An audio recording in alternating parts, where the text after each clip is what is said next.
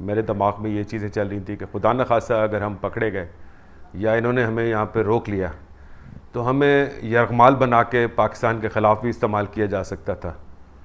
اس flight جس پہ میں تھا یہ ایک ایکسٹرا سیشن فلائٹ تھی، اور اس سے 1 یا 2 دن پہلے مجھے ریکویسٹ کی گئی جو میں نے ایکسیپٹ کی یہ فلائٹ کرنے کی، اور ہماری روانگی تقریباً اسلام آباد سے 9 بجے ہوئی اور ہم 10 سوا 10 بجے کابل میں پہنچے۔ تب تک صورتحال نارمل تھی۔ A T C air traffic control جسے کہتے ہیں ATC وہ فلی فنکشنل تھا۔ ہم نے لینڈ کیا، پراپر پارک کیا، اور یہاں سے ہم فیری فلائٹ لے کے گئے تھے۔ کچھ پیسنجرز تھے، وہ پیسنجرز کون تھے کہ ہمارے سیکیورٹی گارڈ تھے اور 2 گراؤنڈ انجینئرس تھے جنہوں نے مینٹیننس دینی ہوتی ہے وہاں پہ، وہ بھی ساتھ تھے ہمارے۔ اس کے بعد ہمارا گراؤنڈ ٹائم کو 3 ساڑھے 3 گھنٹے تھا، ہم نے دوپہر کو واپس ڈپارٹ کرنا تھا۔ تو جب ہم نے بورڈنگ کرا لی، سارے پیسنجرز تقریباً بیٹھ گئے، کچھ رہتے تھے، اتنے میں ایئر ٹریفک کنٹرول کی آواز آئی کہ یہ due to some emergency in the ATC ہم ایویکویٹ کر رہے ہیں کنٹرول ٹاور کو، اپنی جگہ کو ڈسلوکیٹ کرتے ہوئے ہم موبائل یونٹ میں شفٹ کر رہے ہیں اور پھر آپ کو کال بیک کریں گے۔ اتنی دیر میں آئی کوڈ سی کہ لوگ مختلف جگہوں سے کچھ دوڑتے ہوئے آ رہے تھے، جو مجھے کچھ حالات نارمل نہیں لگے۔ بہرحال میں نے یہاں کمپنی سے رابطہ کیا اسلام آباد میں، ان کو بتایا، پھر انہوں نے کہا جی ہم سب کو بتا کے پھر آپ کو کال بیک کرتے ہیں۔ 5-10 منٹ میں ان کے کال آئی مجھے، تو انہوں نے یہ بتایا کہ وہاں پہ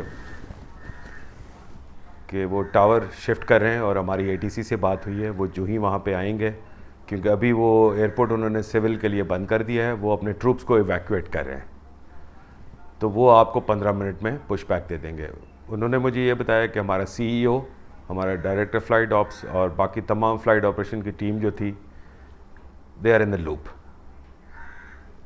تو ٹاور نے جب رابطہ کیا تو سب سے پہلے انہوں نے ہمارا جو کمپنی 777 تھا اس کو روانہ کیا وہاں سے، اس کے بعد ایک اور ایئر لائنر تھا قطر ایئر ویز، ان کو روانہ کیا، پھر ایئر انڈیا کا ایک جہاز تھا اس کو روانہ کیا، آخر میں ہم تھے۔ جب ہماری باری آئی تو انہوں نے کہا کہ جی ہم سول ایئر ٹریفک کے لیے یہ سسپینڈڈ ہے آپریشنز۔ تو میں نے پوچھا کب تک، انہوں نے کہا جی ہمیں بھی نہیں پتہ۔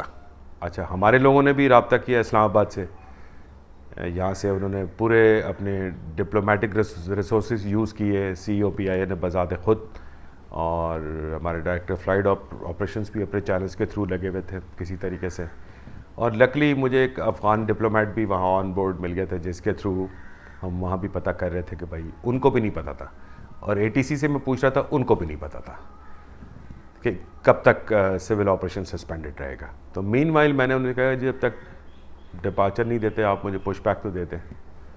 خیر ہم نے جہاز پش بیک کر کے انجن سٹارٹ کیے اور ٹیک آف پوائنٹ پہ چلے گئے۔ جب ٹیک آف پوائنٹ پہ چلے گئے تو تب انہوں نے کہا جی ابھی بھی آپریشن از سسپینڈڈ، آپ کو ہم ٹیک آف نہیں دے سکتے۔ اس وقت میں نے جو کو پائلٹ تھے میرے ساتھ سجاد غنی صاحب، ان کو میں نے لوپ میں لے کے یہ کہا کہ اگر نہیں دیتے تو ہم بغیر آتھورائزیشن کے ٹیک آف کر جائیں گے، زیادہ سے زیادہ یہ ہوگا کہ وائلیشن فائل ہوگی ہمارے خلاف، لیکن بات یہ ہے کہ اس وقت جو تھا نا ہمیں دماغ میں جو چیز میرے آ رہی تھی وہ safety of the passengers, safety of the aircraft and the safety of the crew تھا، ٹھیک ہے؟ کیونکہ دیکھیں ایز اے ہیومن، کپتان تو میں ہوں ہی لیکن اس کے ساتھ تو میں انسان ہوں اندر، ایز اے پاکستانی اور ایز اے PI امپلائی میرے دماغ میں یہ چیزیں چل رہی تھیں کہ خدا نخواستہ اگر ہم پکڑے گئے یا انہوں نے ہمیں یہاں پہ روک لیا تو ہمیں یرغمال بنا کے پاکستان کے خلاف بھی استعمال کیا جا سکتا تھا، ٹھیک ہے نا؟ تو Pakistan could have been in compromising situation, ٹھیک ہے نا؟ تو وہ میں نہیں چاہتا تھا کسی صورت میں بھی کہ یہ نہیں ہو، تو اس لیے میں نے آئی ہیڈ ٹو ٹیک کو pilot on board with this decision کہ جی come what may we have to take off, ٹھیک ہے نا؟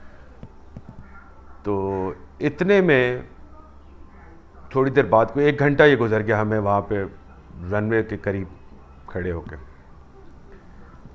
ATC فائنلی انہوں نے کہا جی کابل ATC 0، دیٹ مینس کہ دیر از نو ATC، اب آپ کی جو مرضی ہے جہاز پہ کھڑے رہیں، پارک کریں، جو مرضی آئے کریں۔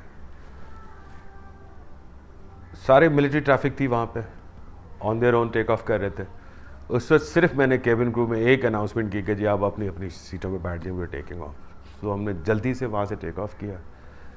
بس اللہ نے ہمیں عزت بخشنی تھی یا جان بخشنی تھی, ہمیں وہاں سے نکالنا تھا. اللہ نے مدد بھی کی اور موسم بھی بڑا اچھا تھا کہ ویزیبلٹی اتنی اچھی تھی کہ میں ویژولی باقی ٹریفک کو اوائڈ کیا, کیونکہ ملٹری ٹریفک کافی تھی. کچھ ایئر کرافٹ سے اور کچھ ہیلی کاپٹرس تھے, جس پہ گن شپ ہیلی کاپٹرس بھی تھے اور ان کے کارگو ہیلی کاپٹرس بھی تھے, شنوکس, جن سے بچتے بچاتے. اگر یہ کلاؤڈی ہوتا موسم تو میرے لیے بڑا دشوار ہوتا. بس ایز اے سیٹ کہ جی اللہ نے مہربانی کرنی تھی. وہاں سے 15,000 یا 16,000 فٹ تقریباً پہنچنے کے بعد تو میرا پازیٹیو ریڈار کانٹیکٹ ہو گیا دوحہ والے کے ساتھ. دوحہ جو کابل کا ATC جو ہے وہ دوحہ میں بیٹھ کے وہ رن کرتے ہیں واک پہ بیٹھ کے. انہوں نے پھر ہمیں مزید ٹریفک سیپریشن دی, ریڈار ہیڈنگز دے کے ڈفرینٹ اس پہ. پھر انہوں نے افغانستان ایئر اسپیس کراس کرا کے, تو that's how we got into the Pakistani airspace. ہم نے جو ٹیک آف کیا ہے یہ کوئی شام کے 6:25 کلوز ٹو مغرب ٹائم تھا.